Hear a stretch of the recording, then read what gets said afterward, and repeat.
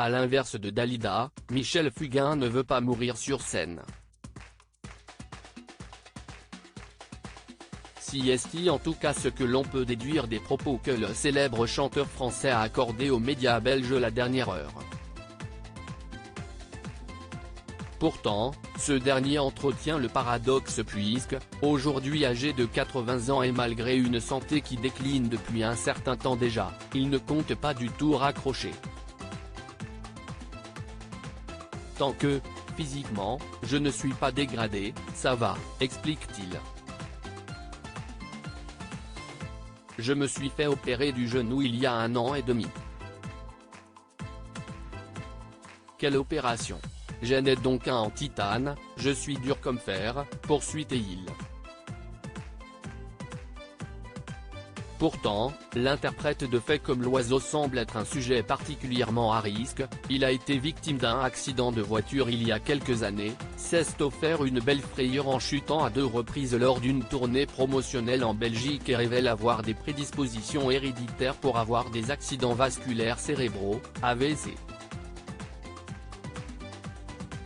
La seule chose qui pourrait m'arriver sur scène, si est un AVC. On est très AVC dans la famille.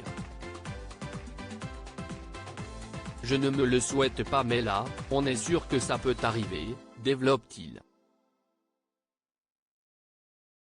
Le père de Michel Fugain, Pierre Fugain, est en effet décédé le 18 juillet 2009 des suites d'un AVC.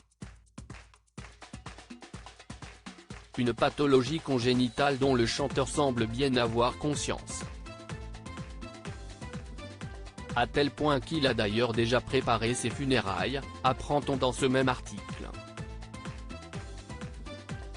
Je veux être sous les cendres de ma fille. On peut également y lire que le chanteur souhaite être enterré en Corse aux côtés de Laurette, fille qu'il a eue avec son ex-femme Stéphanie et qui est décédée en 2002 d'une leucémie à seulement 22 ans.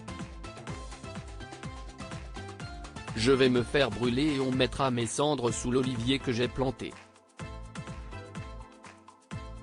Je veux être sous les cendres de ma fille, au même endroit, pour que cela fasse pousser un bel olivier, détaille le chanteur, aujourd'hui marié à Sanda Fugain et pour le moins en froid avec son ex-femme.